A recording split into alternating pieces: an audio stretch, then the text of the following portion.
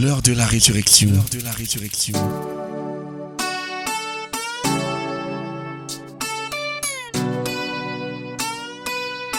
L'heure de la résurrection. L'heure de la résurrection. C'est l'occasion pour vous d'entrer en contact avec la puissance qui ressuscita Jésus-Christ d'entre les morts. L'heure de la résurrection. La résurrection. Une parole de foi pour la transformation de votre situation et la victoire sur vos ennemis. L'heure de la résurrection. Pour vous servir, le révérend pasteur Asimba Roger de la congrégation baptiste camerounaise Paroisse Rema Center. L'heure de la résurrection. L'heure de la résurrection. L'heure de la résurrection. L'heure de la résurrection. La résurrection.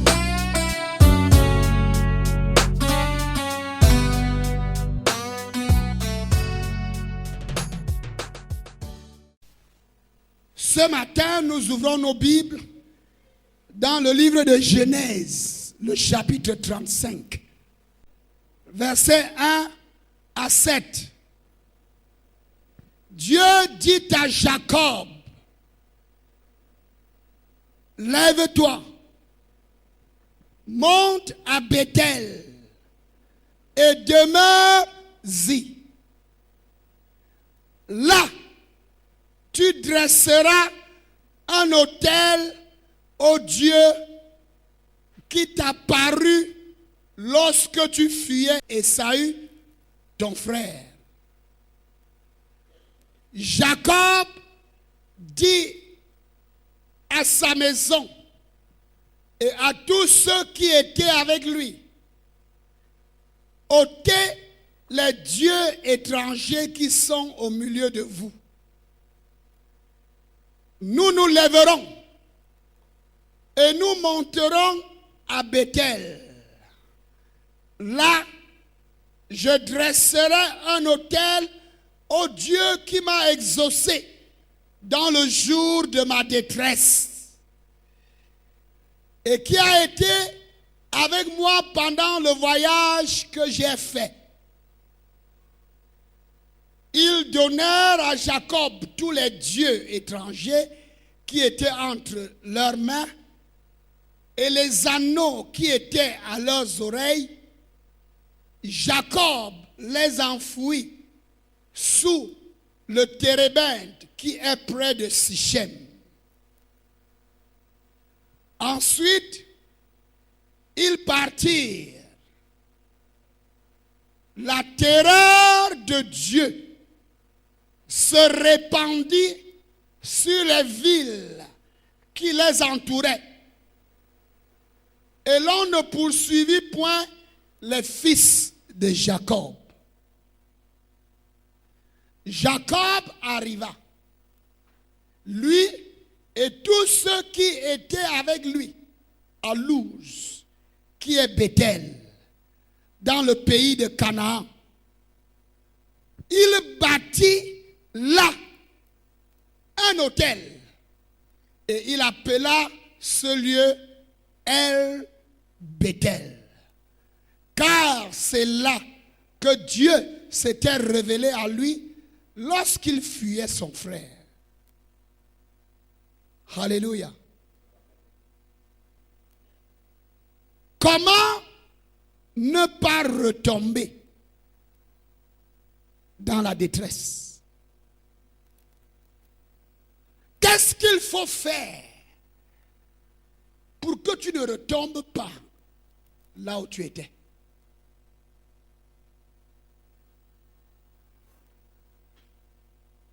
Très souvent, plusieurs personnes qui ont expérimenté la puissance de Dieu, peut-être par la guérison, la délivrance, lorsqu'on les retrouve, on les retrouve au point de départ.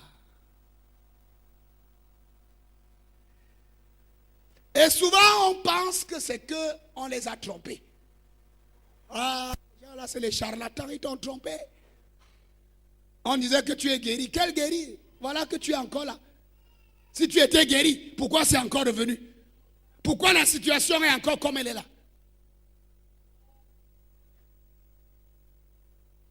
Comment ne pas retourner à la position initiale d'où Dieu t'a sorti.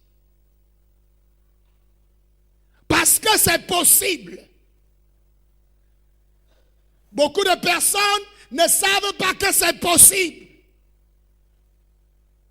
Jésus de Nazareth, le Fils de Dieu, a dit que c'est possible. Jésus a dit que lorsqu'un esprit impur sort d'un corps, il va dans les lieux arides. La guérison, la délivrance, pour la plupart des temps, c'est que le Seigneur nous délivre de l'oppression d'un esprit impur. Ou alors d'une activité de Satan. La Bible dit qu'on amena à Jésus un homme qui était muet et sourd. Est-ce que quelqu'un entend ça? Jésus chassa le démon. Le muet parla et ses oreilles s'ouvrirent. Il y a beaucoup de situations dans nos vies qui sont causées par des esprits impurs. Et Jésus dit que lorsque l'esprit impur est chassé, il va dans les déserts cherchant un repos. Mais il n'en trouve pas. Et il se dit, je retournerai dans la maison d'où je suis sorti. Qu'est-ce que ça veut dire? Ça veut dire que la personne en qui il habitait ou il exerçait ses activités était sa maison.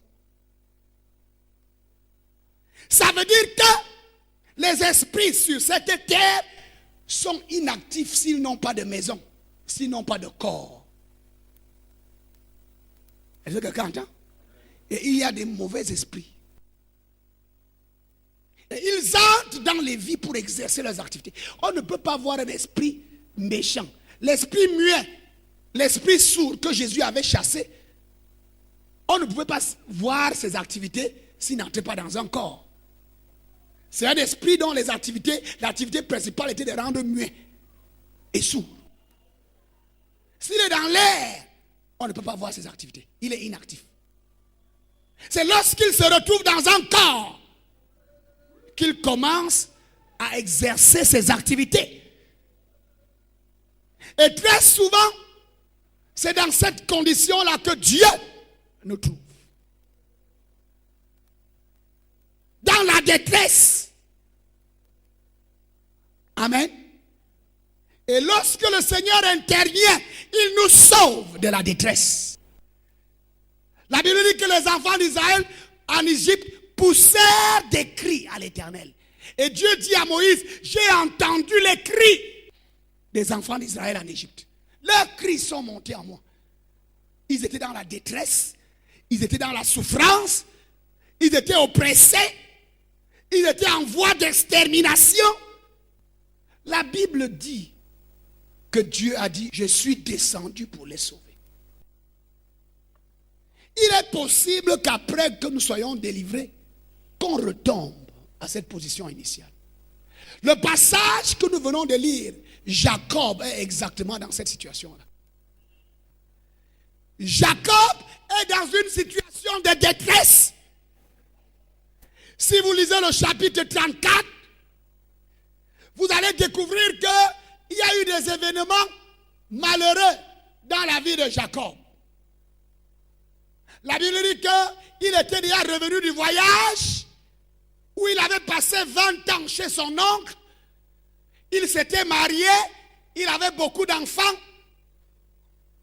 La Bible dit que Jacob est entré à Canaan et il s'est installé à la porte de Sichem, une grande ville, une ville forte. Il n'est pas entré dans la ville, il est resté hors de la ville avec sa famille et tous ceux qui étaient avec lui. Il a bâti ses tentes et ses maisons hors de la ville. Un peu comme pour créer une autre ville. Amen. Et la Bible dit, au chapitre 34, verset 1, Jacob avait une seule fille. Et cette fille s'appelait Dina. Amen. Elle s'appelait Dina. La Bible dit que cette jeune fille a commencé à sortir pour aller à Sichem, la ville d'à côté, parce qu'elle n'avait pas de camarades. Tous ses frères, elle n'avait que des frères. Et elle voulait des amies filles. C'était ça son problème. Elle voulait quelqu'un de son âge avec qui elle va partager, avec qui elle va vivre. Elle va être ensemble. Ses amis, elle voulait des amis, des filles. Elle est allée à Sichem. Et la Bible dit que elle fut aperçue de Sichem, fils de Hamor. Sichem n'était pas seulement la ville, mais elle avait été fondée par un homme qui s'appelait Sichem. Et un de ses descendants s'appelait aussi Sichem. Il était prince. Le prince héritier du fondateur de la ville, qui s'appelait lui-même Sichem, un jeune homme. La Bible dit qu'il a aperçu Dina. Et qu'est-ce qui s'est passé? Il a attrapé la jeune fille par la force. Il l'a amenée chez lui et il a violé la fille. Il n'a pas seulement violé la fille, il a gardé la fille prisonnière. Il n'a même pas voulu laisser que la fille rentre. Et il a consolé la fille, il a flatté la fille, il a flatté la fille. Après avoir flatté la fille, il est parti voir son père Hamor. Il dit à Hamor, moi c'est la fille ici qui va m'épouser. La fille ici. La fille de l'homme qui est venu s'installer hors de la ville là. Jacob, Israël là. C'est sa fille que moi je veux épouser. Il faut qu'on aille voir son père. La Bible dit que Hamor a pris une délégation. Ils sont allés dans le camp de Jacob pour aller présenter la chose à Jacob. Il avait déjà pris la fille, il avait déjà violé la fille, il avait déjà gardé la fille captive. La Bible dit que Jacob a gardé l'affaire parce que ses fils n'étaient pas là. Ses fils étaient dans les champs. Quand ses fils sont revenus, il a dit parlez encore ce que vous avez entendu. Vous dites même que quoi? Amen. Et Hamor et tous ceux qui étaient avec lui ont parlé comme on parle quand on va demander la main d'une fille. Et ils ne demandaient pas la main, ils avaient déjà pris la fille. Amen. Et la Bible dit que les fils de Jacob se sont mis en colère. Ils ont dit quoi?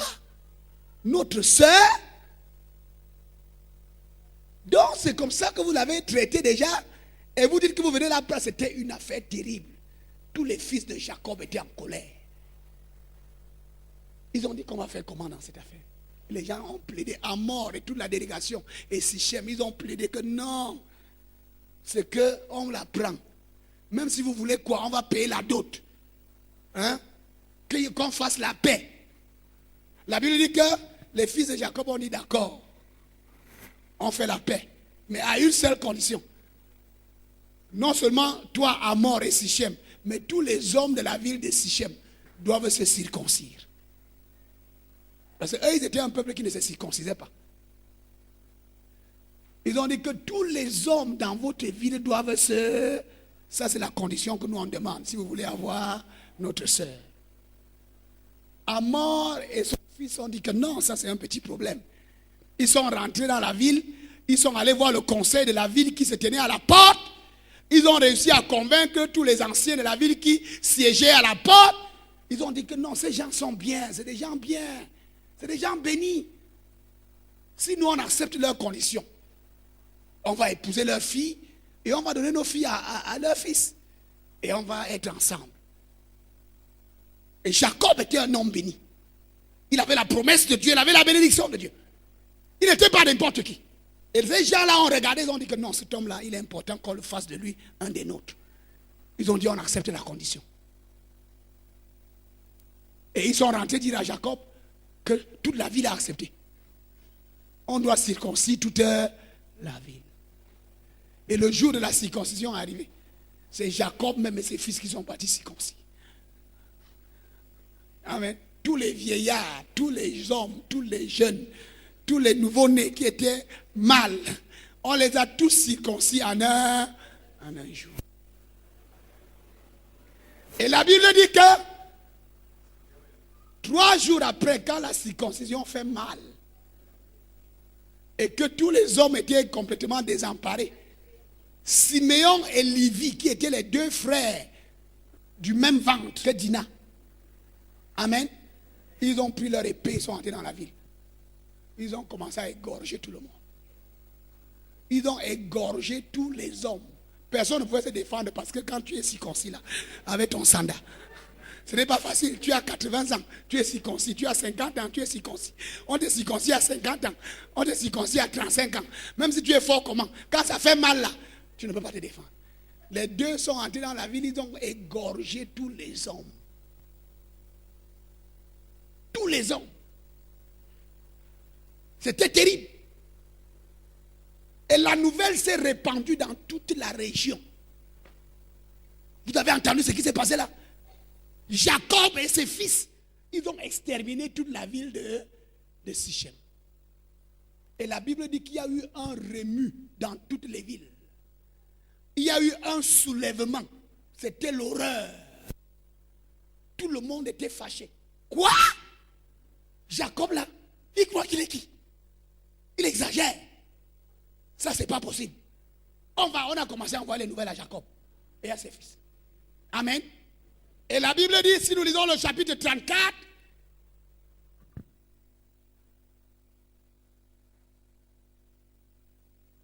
verset 30.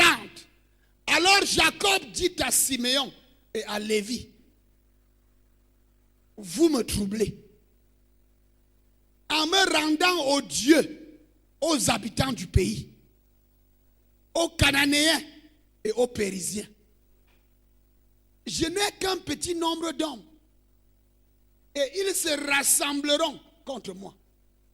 Ils me frapperont et je serai détruit, moi et ma maison. Siméon et Lévi répondirent, doit-on traiter notre sœur comme une prostituée? Les gars là, ça ne leur disait absolument rien. Jacob a mis les mains sur la tête.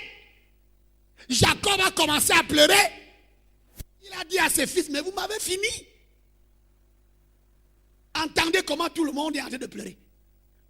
Entendez toutes les nouvelles qu'on nous envoie. Bientôt toutes ces nations vont se rassembler contre nous. Et nous ne sommes pas nombreux. Ils vont nous exterminer. Jacob était dans la détresse. Jacob a perdu le sommeil. Jacob a perdu l'appétit. Jacob était hanté par la pensée que bientôt il sera exterminé avec toute sa maison. Jacob, même prier était devenu difficile. Il était dans la confusion. Il dit que vous m'avez troublé. Je suis confus. Je vais faire comment? On va faire comment? On va se tourner vers qui? On va expliquer que quoi? Qu'est-ce qu'on va dire? Qu'est-ce que vous avez fait là? C'était la même détresse, la même détresse que Jacob avait il y a de cela 20 ans, quand il fuyait son frère Esaü. Est-ce que quelqu'un entend ce que je dis là? La même détresse, les mêmes menaces de mort, la même mort planait sur lui pour l'exterminer. Son frère Esaü avait dit que comme tu m'as volé, tu as volé ma bénédiction, je vais finir avec toi. Je vais te faire ça dur.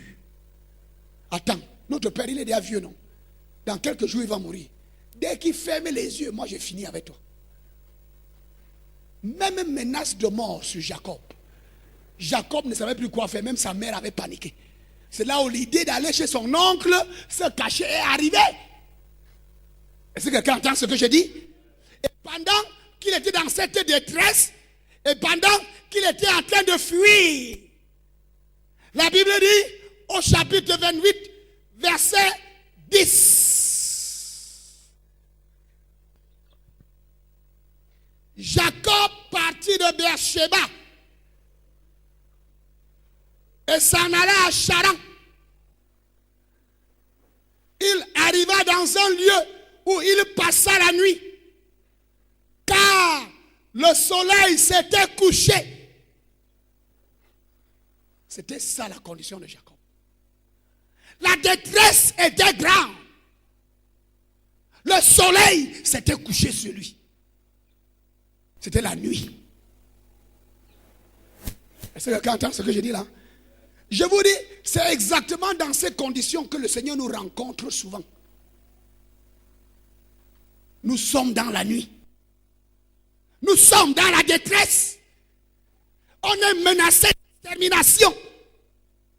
Les esprits impurs nous menacent. Notre mort vient à galop. La mort vient contre nous à galop. C'est dans ces situations-là, c'est dans ces circonstances-là. Certaines, c'est dans un lit d'hôpital. D'autres, c'est dans un accident. D'autres, c'est dans une situation effroyable. Où il sait que lui, il est fini. Mais Dieu intervient. Oh, dis amen à haute voix. Dieu fait quoi? Intervient. C'est ce qui est arrivé à Jacob. Il était dans la détresse. Son frère le menaçait de mort. Et Jacob était en train de fuir. La Bible dit que le soleil s'est couché. C'est-à-dire que la nuit est tombée. Il y a les gens qui sont dans la nuit. Ah oui. Il y a les gens qui sont dans la nuit. Tout autour d'eux est noir. Complètement noir. Rien ne marche. Tout est bloqué. C'est la mort qui vient à grand galop. La Bible dit que Jacob, dans cette nuit, à cet endroit-là, il a pris une pierre pour dormir. Il a posé la tête sur la pierre. Et pendant qu'il était couché à cet endroit, il a eu un songe. Il a vu une grande échelle qui quittait le sol, là où il était couché, jusqu'au ciel. Et il a vu la porte du ciel ouverte. Et l'échelle entrait dans le ciel. Il a vu les anges de Dieu monter et descendre sur l'échelle. Dis amen à haute voix. Et la Bible dit que de l'autre côté, au ciel, il a entendu l'Éternel qui lui a parlé. Au chapitre 28, la Bible dit, au verset 13, et voici, l'Éternel se tenait au-dessus de l'échelle. Et il dit, je suis l'Éternel, le Dieu d'Abraham, ton père, et le Dieu d'Isaac. La terre sur laquelle tu es couché, je la donnerai à toi et à ta postérité. Oh, dis amen à haute voix. Ta postérité sera comme la poussière de la terre. Tu t'étendras à l'Occident et à l'Orient, au septentrion et au midi. Et toutes les familles de la terre seront bénies en toi et en ta postérité. Voici, je suis avec toi. Oh, dis amen à haute voix. Oh, dis amen à haute voix, mon frère.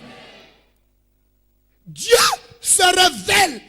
C'est la première fois que Dieu se révèle à Jacob.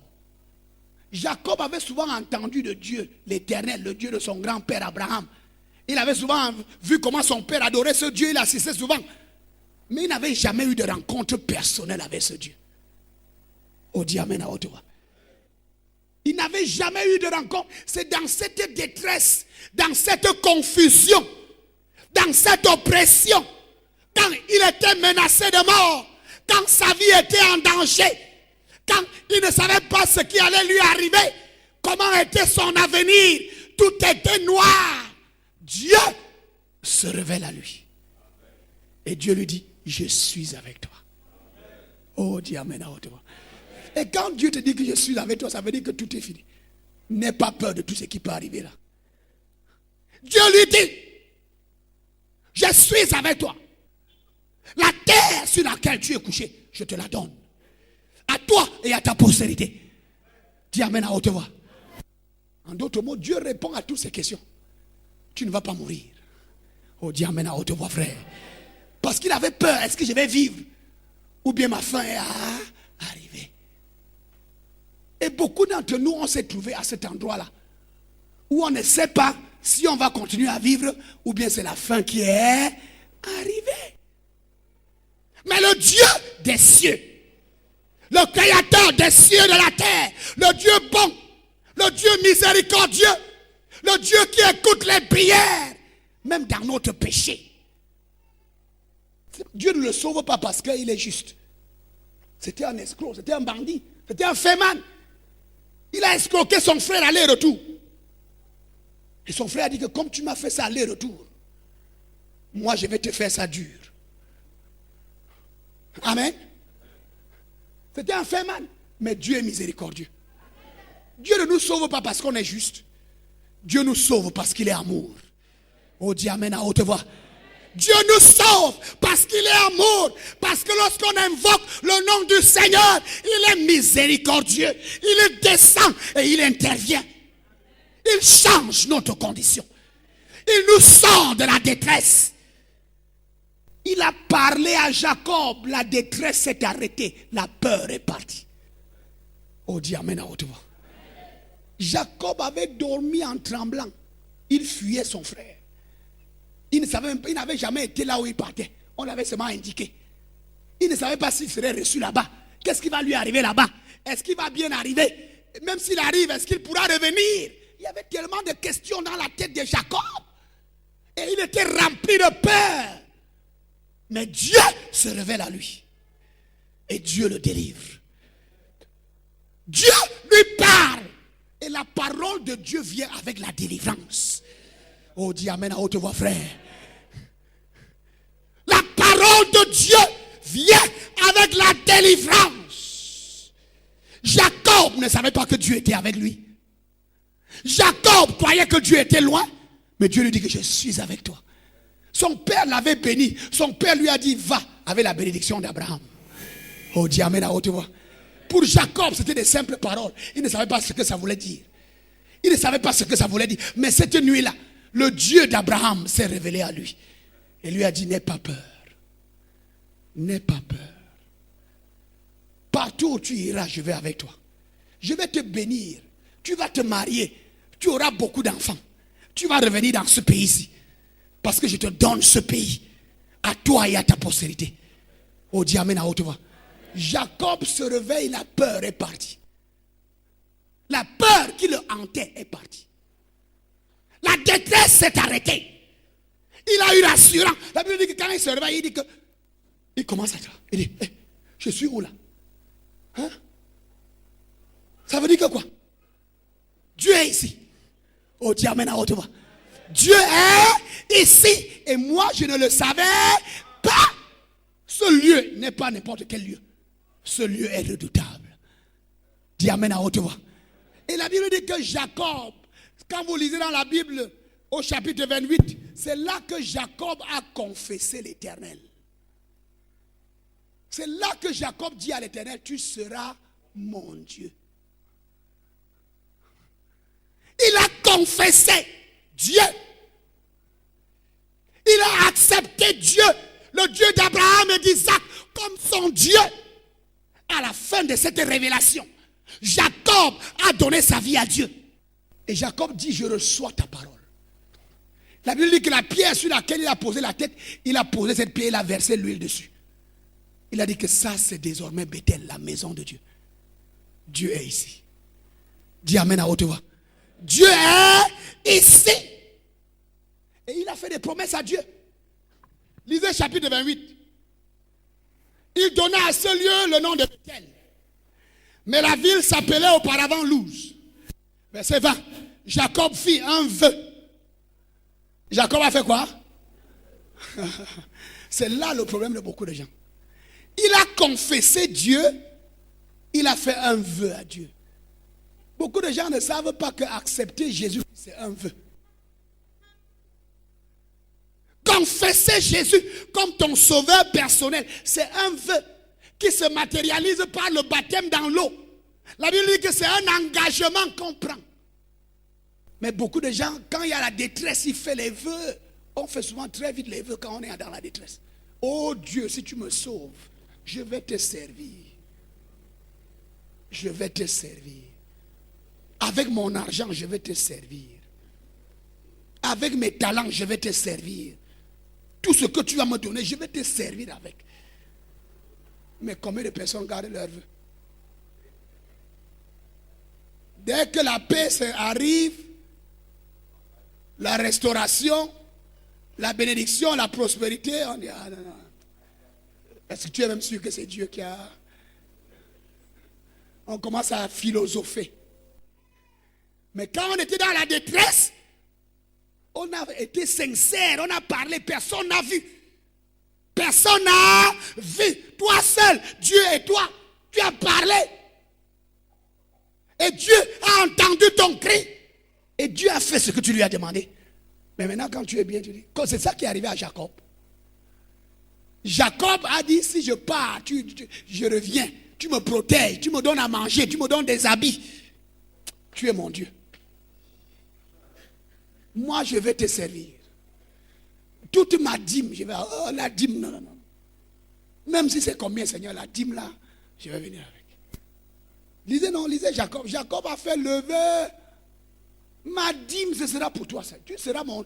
Pour lui montrer que c'est toi qui seras mon Dieu. Je vais t'apporter ma dîme. Je vais te servir. Tout ce que tu voudras. Si tu fais ça.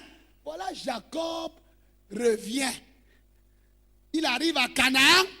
Après 20 ans. Dieu l'a délivré. Dieu a fait des miracles. Il revient avec 12 fils. Une fille avec des troupeaux, des richesses, des serviteurs, des servantes. Il est un homme bougrement riche. Jacob oublie Bethel.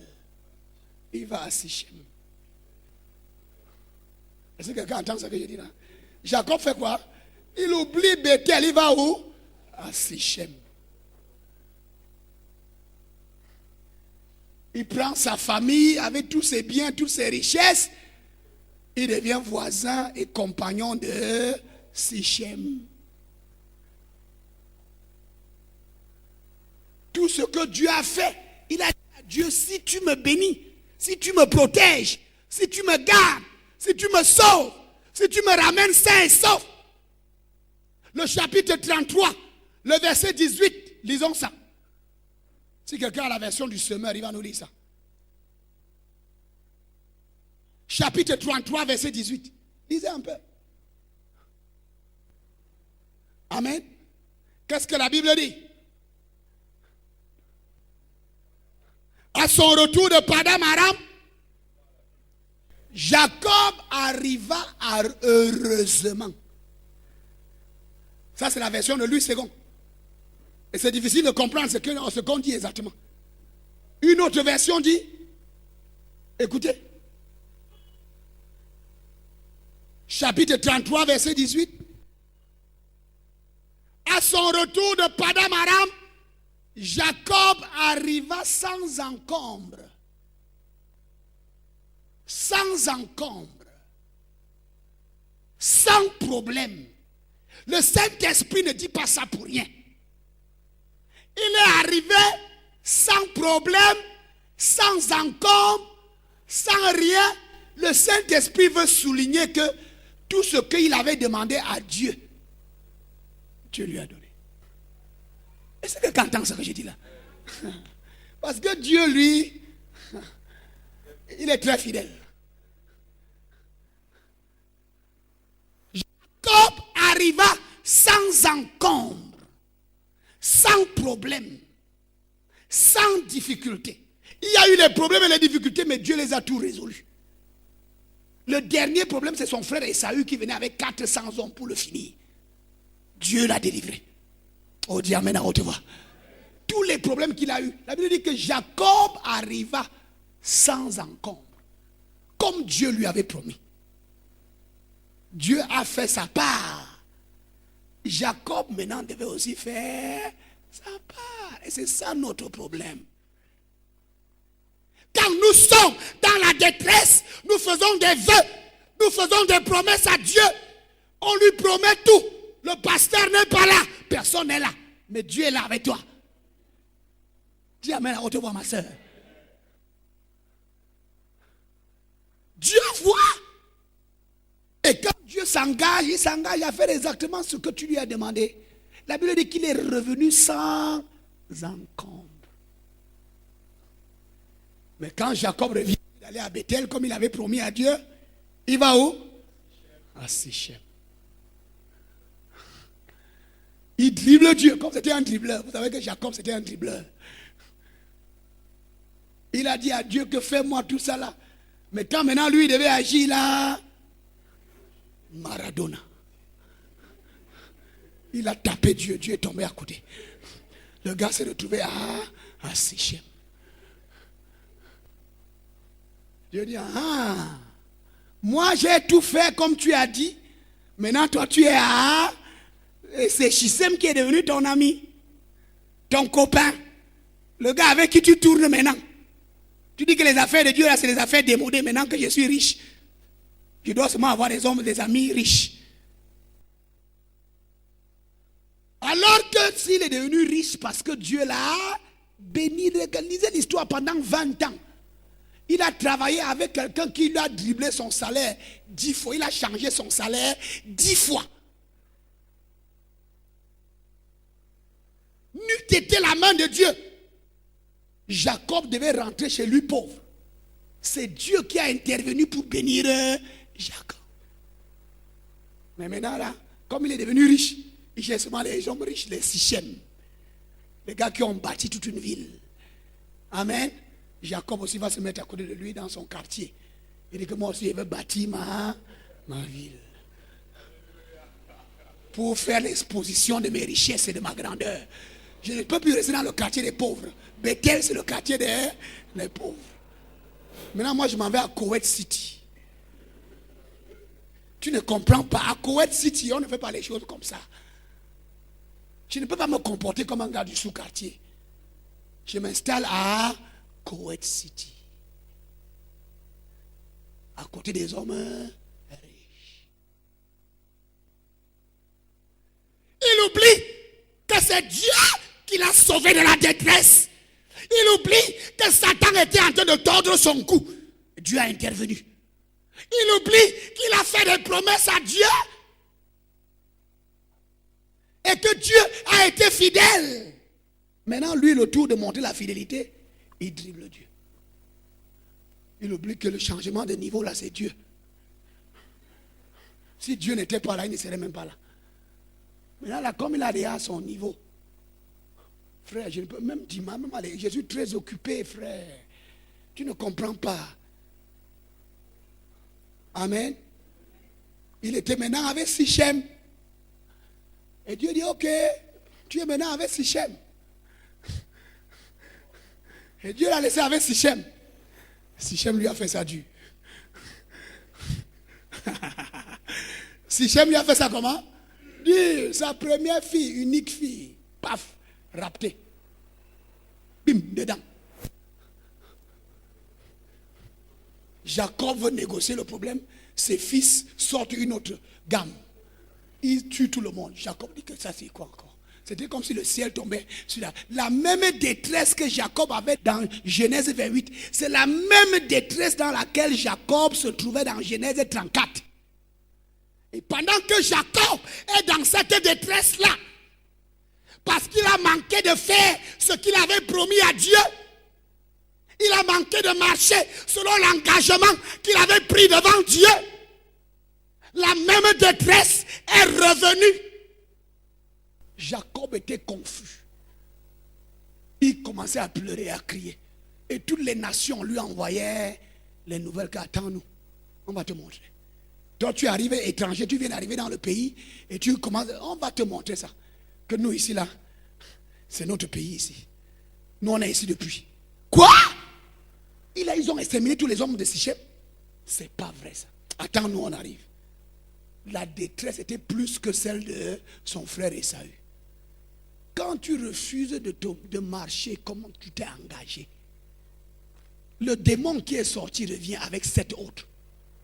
C'est ce que Jésus a dit. Le démon qui est sorti revient comment? Avec 7 autres démons plus méchants. Plus méchants. Frère, fais attention. Tu es en train d'aller sur un mauvais chemin.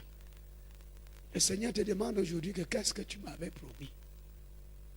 Maintenant là que tu es devenu grand. Maintenant là que toi tu es en paix. Maintenant là que tu peux dormir. Avant tu ne dormais pas toute la nuit, tu étais tourmenté, oppressé. Maintenant là que tu peux dormir. Qu'est-ce que tu m'avais promis? Ok. Comme tu n'as plus mon temps, Dieu se retire. Et quand Dieu se retire, le démon qui était là avant revient avec 7 autres. La condition est pire.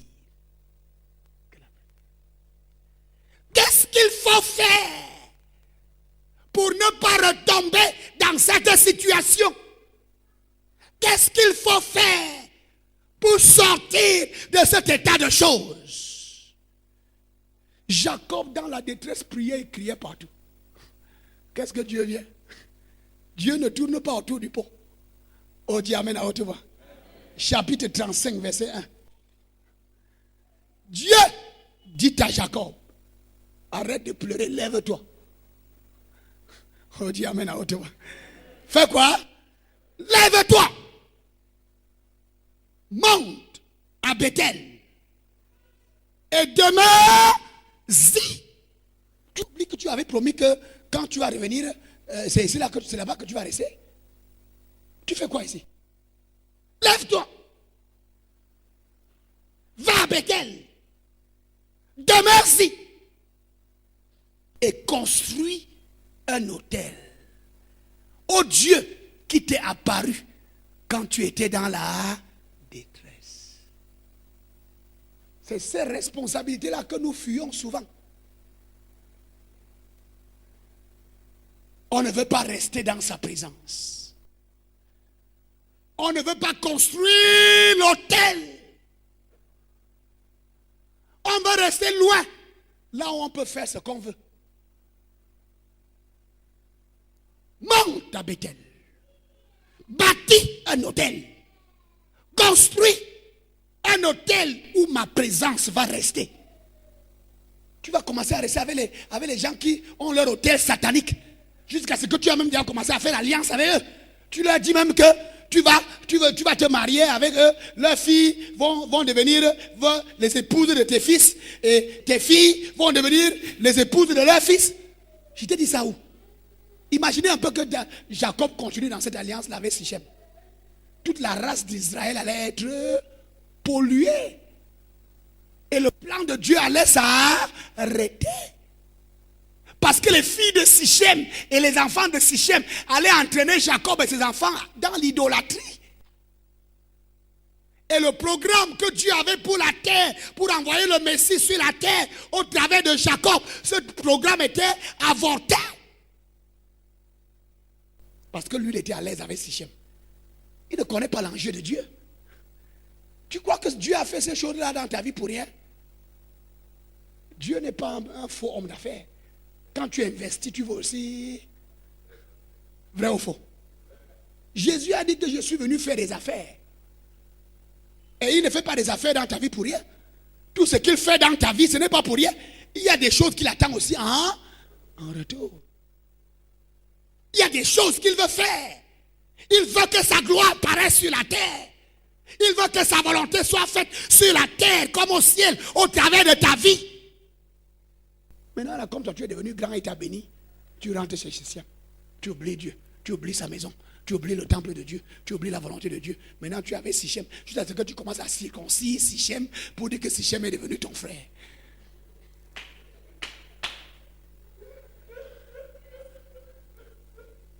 Dieu dit, donc moi j'ai fait tout ça là, c'est moi qui dois perdre.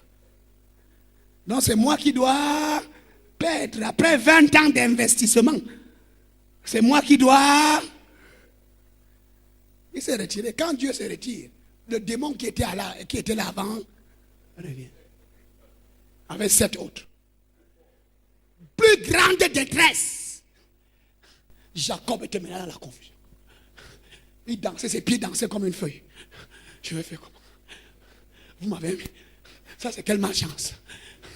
Les enfants, c'est comment? Qu'est-ce qui vous est arrivé? Pourquoi vous êtes allé tuer toute une ville? Ah, mes enfants, je vous ai enseigné ça. Ils ne savaient pas que Dieu était au contrôle. Il y a des choses qui nous arrivent, Dieu est au contrôle. Parce que lui-même, il ne veut pas perdre. Il permet tout ça parce que lui-même, il ne veut pas perdre. Tu crois que lui, il a investi pour rien? Jacob pleure et Dieu lui dit, lève-toi, arrête le deuil. Monte à Bethel. Oh, dis amen à haute voix. Bâtis un hôtel là-bas. La Bible dit que Jacob savait comment il faut faire pour aller à Bethel. Ce n'est pas Dieu qui lui a dit. Quand il a entendu encore Dieu lui parler, il a compris la volonté de Dieu. Il a dit que mes frères, la seule chose que je vais faire maintenant, c'est mourir avec la volonté de Dieu. On doit aller à Bethel. Et lui-même, il a organisé de l'occulte. Il a dit à tout le monde, maintenant, là, comment on part à Bethel? Là-bas, là, on ne part pas là-bas n'importe comment, hein, mes amis. Si tu as un Dieu étranger... Jacob connaissait ça, c'est pour ça qu'il ne voulait pas aller à Bethel. C'est un gars qui voulait vivre comme il veut, comme il entend. Il ne voulait pas mettre les gens mal à l'aise chez lui. Il savait qu'il y a les faux dieux, que lui il avait fait alliance avec le vrai Dieu. Mais il était devenu subitement libéral. Non, chacun est libre de choisir. Non. Même dans sa maison, il laisse les gens choisir. Alors que cette maison-là, c'est Dieu qui a construit ça. Maintenant, il dit que non, chacun est libre de choisir son Dieu. Maintenant, quand la détresse est venue, il dit qu'on ne peut rien faire d'autre qu'aller à Bethel. Et pour aller à Bethel, tous les dieux étrangers ne partent pas là-bas. Il dit que chacun vient avec son Dieu étranger. Ils sont venus avec les dieux. Il y en avait qui avaient autour des reins, sur les narines, dans les poches, les dieux personnels. Ils ont tout balayé. Ils sont venus faire un gros tas de dieux. Parce qu'eux-mêmes, ils savaient que il faut que le Dieu de Jacob nous sauve. Notre seul espoir maintenant, c'est le Dieu de Jacob. Et comme il n'y a pas de choix, on abandonne les autres dieux. Ils ont abandonné les autres dieux. Jacob a pris tous ces dieux-là, il est parti les enterrer. Et ils ont commencé la marche vers Bethel. Comment ne pas retomber? Il faut monter à Bethel. Il faut demeurer à Bethel. Il faut demeurer à Bethel. Dieu lui dit que monte. Après, tu devais être mort. On devait être enterré depuis vrai ou faux. Et on devait l'oublier. Si tu vis maintenant, c'est pour Dieu. Même s'il faut que tu sois à l'église tous les jours. C'est mauvais. Quelqu'un qu'on devait déjà avoir oublié. Si on regarde là où Dieu t'a sorti, on devait déjà t'avoir. Mais aujourd'hui là, on est trop moderne. Non, frère, il faut comprendre que... Il faut comprendre. Comprendre quoi? Ce n'est pas le Dieu là qui t'a sorti de la tombe. Il t'a sorti de la tombe pour que tu vives pour lui. Et parce que tu vis pour lui, tu dois être pour lui tous les jours. Il ne nous a pas sauvés pour que nous continuions à vivre pour nous-mêmes. C'est pour vivre pour lui. Monte à Bethel. Demeure-y. Oh Dieu, amen à haute voix. Certains d'entre vous ont besoin de monter à Bethel. La situation dans laquelle tu es là, tu n'as pas besoin de prière, tu as besoin de monter à Bethel. Il y a les gens, quand il est dans la situation comme Jacob, il cherche les hommes de Dieu qui vont prier pour lui. Aucune prière d'aucun homme de Dieu ne va te délivrer dans une telle situation. La seule chose qu'il te faut faire, c'est faire quoi? Monter à Bethel. Et aller t'installer à Bethel. Dès que tu arrives à Bethel, tu t'installes. Les démons ne partent par eux-mêmes. Le problème se résout par lui-même. Aucune prière, aucun jeûne ne va te délivrer. Il faut seulement obéir à l'instruction. Monte à Bethel. Demeure-y. Installe-toi là-bas. Et ton problème est résolu. Tout ce qui te trouble là, tout ce qui t'a enlevé le sommeil là, tout ce qui te garde dans la détresse là, ça va finir. Ça va mourir d'une mort naturelle. Pourquoi? Parce que tu es là où Dieu veut que tu sois. Monte à Bethel. Demeure-y. Et ne reste pas seulement, mais bâtis l'autel. Oh Dieu, amen à haute voix. Construis l'autel. Fais quoi? Construis l'autel. Bethel, c'est un lieu de construction. Lui, il a choisi Koweït City pour aller construire. Alors que Dieu attendait qu'il aille construire à Bethel. Construis la maison de Dieu. Construis l'autel de Dieu. Nous vivons pour construire sa maison. Quand Dieu te sauve de la détresse, il attend que tu ailles à Bethel et que tu t'installes à Bethel. Si tu refuses de t'installer à Bethel, tous les démons la rentrent, un à un. Quand Dieu finit de délivrer David de tous ses ennemis, dans 2 Rois, dans 2 Samuel. La Bible dit que David commence à se demander qu'est-ce qu'il va faire à Dieu. Dieu qui m'a sorti du milieu des moutons. Dieu qui m'a emmené ici. Dieu qui m'a délivré de tous mes ennemis. Dieu qui m'a donné la royauté. Dieu qui m'a délivré de tous les peuples environnants. Qu'est-ce qu'il va faire à ce Dieu? L'idée lui est venue que je vais construire la maison de Dieu. Parce que quand Dieu te sauve, ce qu'il attend en retour, c'est que tu sois impliqué dans la construction de sa maison. Le lieu où sa présence demeure, où les sacrifices montent, les bonnes odeurs montent vers lui. Tu dois être impliqué à la construction de ce lieu-là. Et quand David a eu cette idée, il a appelé, la Bible dit qu'il a appelé Nathan, le prophète. Il a dit au prophète, ton Dieu là m'a trop béni. Qu'est-ce que je peux faire pour ton Dieu là? Oh, dis amen à haute voix. Ton Dieu, toute ma vie c'est ton Dieu. Si je suis un gars qui était au milieu des boucs en brousse, mon parfum c'était l'odeur des boucs. Maintenant je suis dans le palais et il y a des bons parfums partout. C'est moi qui règne. Tous les peuples là, il les a assujettis. Ton Dieu là est trop grand. Qu'est-ce que je peux faire pour ton Dieu? Moi j'ai décidé que je vais construire la maison de ton Dieu. Est-ce que quelqu'un entend ça? Et Nathan est rentré et Nathan a commencé à prier toute la nuit. Et pendant que Nathan priait, Dieu est venu parler à Nathan. Dit à David que l'idée qu'il a eue là, il m'a touché. Il a voulu exprimer la reconnaissance. Il n'est pas resté ingrat. Nous sommes dans 2 Samuel chapitre 7, le verset 9. Comme tous les grands de la terre, c'est moi qui l'ai rendu grand. Verset 11, à la fin, et l'Éternel t'annonce qu'il te créera une maison. Est-ce que quelqu'un entend ce que Dieu dit en Nathan pour David? Comme David a eu cette pensée, va lui dire, comme il est revenu, comme il s'inquiète de la manière qu'il peut être reconnaissant et qu'il a décidé de me construire une maison, va lui dire que pour la maison qu'il oublie, c'est son fils après lui qui va me construire une maison. Mais moi je lui crée une maison. Oh frère, Dieu a besoin de te créer une maison. Mais comment il va faire quand toi tu ne fais rien dans sa maison? C'est pour ça que ta maison ne tient pas. C'est pour cela que ton mariage ne tient pas. C'est pour cela que tes enfants sont en ballottement. C'est pour cela que tu t'efforces à bâtir une maison, ça ne tient pas. Tous tes efforts, malgré ton argent, malgré tes moyens, malgré tes connexions, les choses tombent. Parce que quoi? Parce que Dieu t'a béni, tu as oublié Dieu. Pour construire ta propre maison. Et elle est maudite.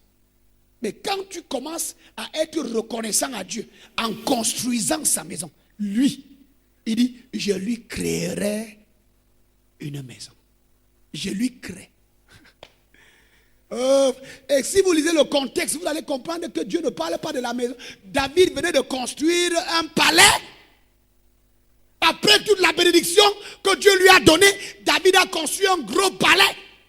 Et quand il a commencé à dormir dans ce palais, lui il a commencé à s'inquiéter. Que voilà Dieu qui m'a béni, moi je suis dans un grand palais. Dieu lui il est où? Il est sous la tente, sous la pluie. Dehors. Le grand Dieu là. Je dois faire quelque chose pour ce Dieu là. Oh, dis amen à haute voix. Je dois faire quelque chose. Dieu doit sortir de la pluie. Je dois lui créer, lui bâtir un grand temple. Quand il a eu cette idée là, Dieu dit à Nathan, lisez bien, ce n'est pas que David avait besoin d'une maison.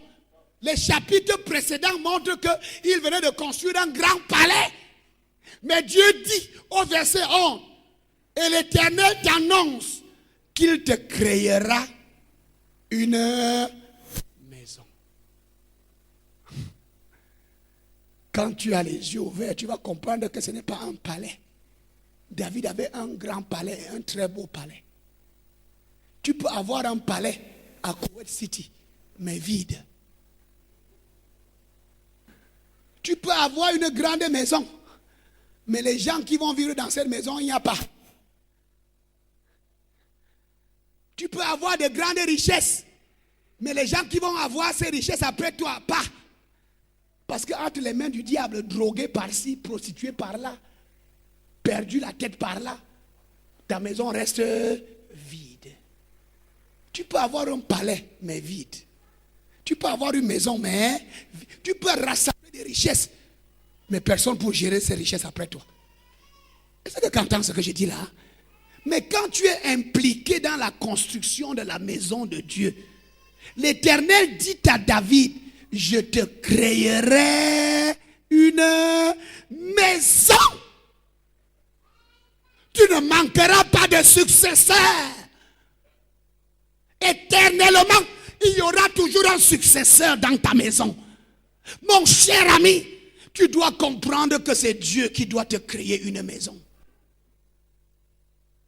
Tu peux faire ce que tu sais faire, ce que tout le monde fait. Et tu construis ta maison, mais elle reste vide. Si tu commences à le dribbler maintenant, c'est tant pis pour toi. Prie le Seigneur. Prions le Seigneur.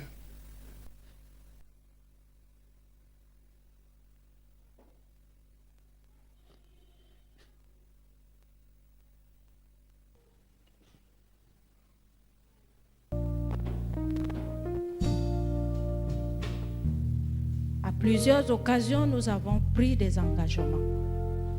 Nous avons fait des serments. Seigneur, nous t'avons fait des promesses. Et plusieurs fois aussi, nous avons été défaillants. Nous n'avons pas honoré nos vœux. Et nous te demandons pardon. Seigneur, nous revenons vers toi. Merci parce que tu nous rappelles. Parce que tu es un Dieu fidèle. Et un Dieu qui veut toujours gagner aussi. Seigneur, nous revenons vers toi. Et nous disons, Seigneur, merci parce que tu nous donnes la force, la grâce et les capacités d'honorer nos vœux. Seigneur, tous les vœux que nous t'avons faits, certains d'entre nous, nous avons mangé ta dîme. La dîme de notre temps, la dîme de notre engagement. Seigneur, nous avons été défaillants à plusieurs niveaux. Nous sommes devenus des menteurs. Nous nous en repentons, Seigneur. Pardonne-nous, Père. Pardonne-nous, Jésus. Saint-Esprit, pardonne-nous. Et nous revenons sur nos pas. Nous nous tournons vers toi, Seigneur. Et nous prenons encore cet engagement ce matin de revenir et bâtir l'autel, de bâtir ta maison, afin qu'en retour, tu bâtisses la nôtre. Seigneur, car toi seul peux nous maintenir debout. C'est toi qui peux nous soutenir dans nos multiples combats. Et c'est toi qui peux nous donner la victoire. Seigneur, merci, parce que tu es un Dieu qui exauce toujours à nos prières. Tu nous as entendus et tu nous exauces en ce moment. C'est au nom de Jésus que nous avons prié. Amen.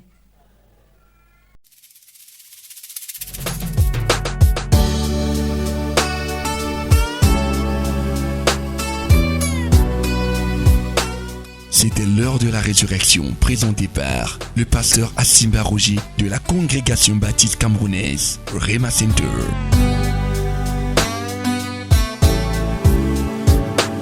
Rema Center Ebolova, situé au quartier Mekalat, derrière la délégation régionale de l'élevage du Sud.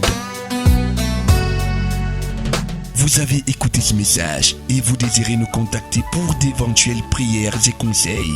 N'hésitez pas à contacter nous à ces numéros 674 32 63 81